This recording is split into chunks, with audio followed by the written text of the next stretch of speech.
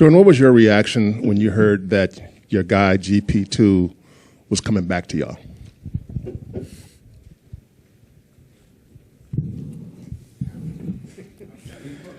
It was good news,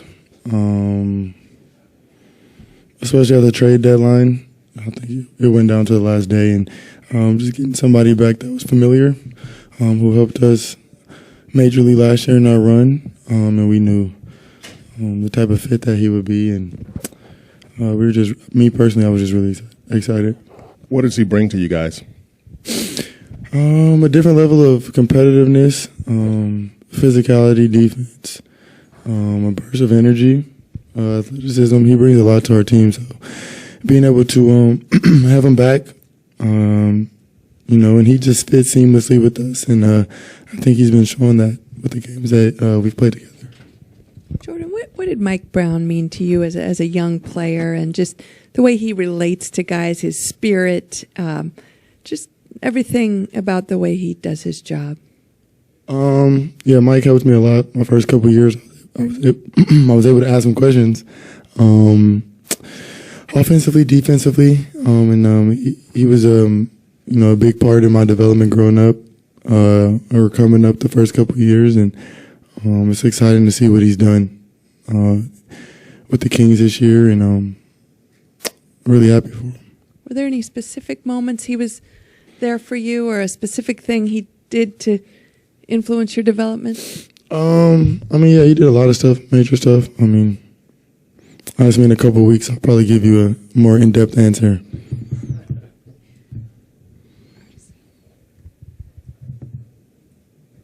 Got you. Reflecting back on the playoffs last year, how much do you think that your veterans create a sense of chaos, and how much do you think you thrived in that chaos as a team? On the court? Yes. Yeah, for it being my first run last year, I didn't really know what to expect. I knew that the intensity would be higher. It would be a different level of basketball. But it's almost like controlled chaos. If anything, you feel it more than you see it. Just like how possessions matter, or play calls, or good shots, or fouls, or turnovers, or whatever it is. You kind of just feel the magnitude from just everybody, just the situation. But honestly, it's like a good feeling. If anything, you're excited, and those who like to play in the bright lights thrive in situations like that and look forward to them. Shayna helped remind me what my question was. Last season, you, Gary, Andrew, Otto, a ton of players had never experienced the playoffs before. J.K., Moses. This season, I think all but the rookies and two-way players have playoff experience now. How beneficial is that as a group to have a collective understanding of those differences, of the different level of intensity and focus the playoffs require? We were able to rely on our vets last year. They've just been in this situation, in these playoffs and the finals, so many times that it's almost like an overload of experience in which you can kind of, almost ask them anything, any scenario, any question, and they'll have the answer to it. And we were able to do that last year, but after getting our run and a lot of the young guys and most of our team being in the playoffs, we kind of got our own experiences, and we got our own lessons that we were able to learn from last year.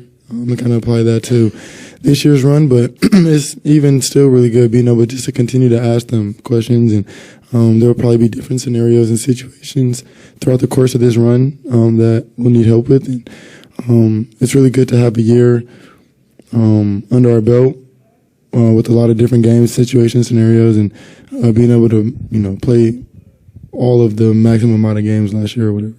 And the playoff run really helped. So I'm excited, and I think everybody in the locker room is too. Jordan, how is J.K. How far has he come from where he was when he first got here, when you first saw him, to where he is now? What's made him where he is now? What's gotten him there?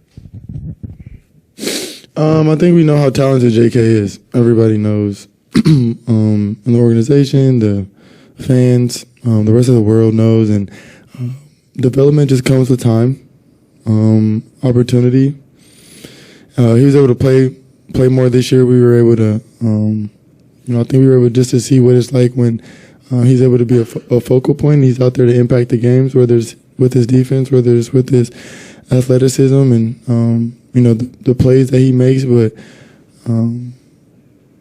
it just takes time to develop, and we're seeing him come into his own and make big plays out there on the court and in big moments, and it's only up from here.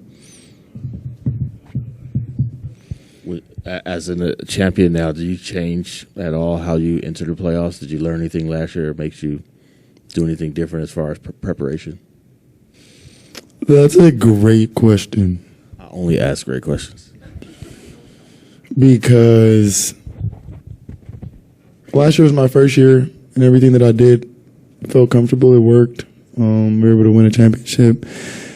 I think I have the foundation of what I want to do that I'll carry over from last year. May ask a few questions just because I have a little bit more insight and experience on how it'll go. But I think I'll just stick to my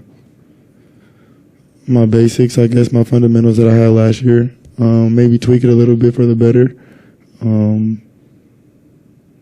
Not sure. Ask me in a couple days. It's a great question. Jordan, just in terms of the lighter travel, how would you explain the difference between what your body goes through on a bus ride and a plane ride?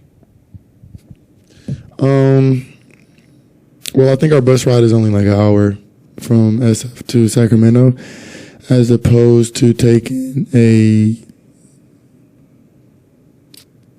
30-minute bus ride to the airport, 2-hour flight, 30-minute bus to the hotel, whatever it is, recovery, blah, blah, blah, do whatever you got to do. And then after the game, you would have to take a 30 minutes drive there, and then you're on the plane for 2 hours, so you can't recover for those 2 hours. Then you got to drive back. You're getting in late at night. Games are probably over around, 10:30, 11.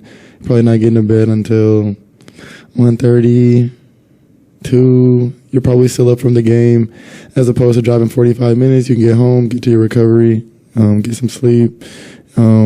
Probably still have a couple extra hours in your day to kind of like settle down later after the game, as opposed to ending your night at like 2:30 in the morning. So in the playoffs, whenever you can minimize travel, I think we really appreciate that for sure. Jordan, following up on Marcus, it does seem you're more animated and free and just comfortable. I don't know. Is that a stretch? No. In terms of what? Just animate. On the court, off the court. Absolutely, on the court. Yeah. When you make a big play, and I don't know. Maybe Steph's celebrations have sort of rubbed off on you. I don't know, but that's just an observation, and I may be off base. No, you're right. I've always been like that, though. I've always been like interactive with the crowd. It was a bit different in school, just because it's college and, you got to abide by the rules, But in the league, you got more freedom. It's almost like you got a little more of an entertainment aspect to it. You can get the crowd involved. Going into timeouts, you can, shake a fan's hand, get everybody excited. You need all the positive energy that you can get. But I've always been like that, try to, be electric and give the fans something exciting to watch. And now that we can be so close and interact with them, I think it was taken away playing during COVID. There were no fans there. And so, you can turn up after a big play, but everybody's at home. So now seeing everybody on the court, it makes you appreciate it a bit more. Can you imagine, too, what that means to the fan who's you nearly fall onto, or you shake their hand, or you? For sure. That stuff lasts a lifetime. No, that's why they got them seats, though. That's why they're so close. That's true. Did you ever have a player do that for you when you were a kid? I can never get seats that close. Okay. But I would wait after the game. How a lot of kids and fans do now, and I can get a little bit of a sweaty handshake or so. Who's the best one? Big Michael Redd fan. Okay. growing up. So whenever I go to the Bucks games, Michael Ray would be there, Brandon Jennings, Charlie Bell, a lot of throwbacks. Okay. On a slightly more serious topic, what did Looney do all those months ago to keep this team from fracturing and potentially just as a voice of reason, as a steadying force that he's been now for years, but these last couple of years he's played every game and just, kept things peaceful, perhaps. Yeah. He's just extremely steady, and a really good, he's like stability for us. I think people don't realize like how long Loon has been with the team and with the organization. He was here through the entire run. So he's a part of this, as much as anybody, and being a younger guy coming in and, just being able to ask him questions and him being a leader and him seeing the things that he's seen over the course of the years and being in the playoffs and being in important games. He's extremely knowledgeable, and I think he kind of takes on like the big brother aspect, the enforcer role, kind of like steady stability factor in our locker room, and he does a tremendous job. And a lot of people go to him if we need questions or something to talk about, and he's a really good outlet for us for sure, on and off the court. You and Loon both went all 82 this year, and I know how much pride he takes in that.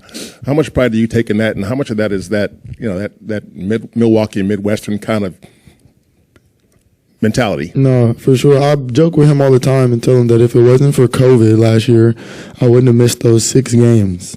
I would have played all 82 with him, but it just kind of shows the testament of, our personality. It's amazing, and it's a huge testament to who he is. And, I never once was a doubter, and I've been supporting him since day one. So just being able to see him make other people eat their words, it's pretty cool. What does his hunger and just his drive do for the rest of you guys and help fuel and motivate as you guys prepare for this postseason run? Yeah, I think what makes this team special is that we have a lot of guys who have a pretty high competitive level, competitive edge. A lot of guys want it, and just to see Clay come in and, lock in, whether it's in practice or see how laser focused he is in the third quarter or the fourth quarter of a game, throughout the course of the year. He hit really big shots. He made big plays. So it's exciting, just to be back in the playoffs. And, I think we have a lot of guys on our team who are ready to step up, rise to the occasion. How has it been to have Andrew Wiggins back, and how has he looked, especially in your guys' scrimmage yesterday? It's fantastic to have Wiggs back. My guy. Excited to get back on the court with him. I will not be the person to tell you how he's looked behind the scenes on the court. But I am excited to be out there on the court with him and, have him come back and play with our team. And he's such a big part to our team, and we'll need him to make a really big run. And it's exciting for sure.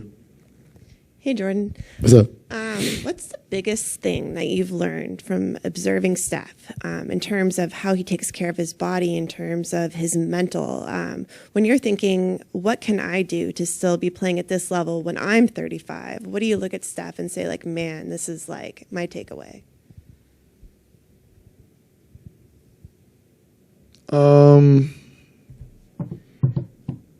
How meticulous he is with his routine and how consistent he is. I think that was something that I took from it. Just to see him have his routine and be consistent throughout the course of the year, throughout the course of 2 years, throughout the course of, his career at this point. Just seeing how he does it over and over daily and, never taking days off, whether that's with his body or recovery or, obviously performance. And it just shows you that you can't skip any steps if you want to be great. And, yeah. Cool. Thank you. R2 told me I was only supposed to be over here for 5 minutes. Yeah, your answers are too good, too long. By the way, No Terry today. It's a scam.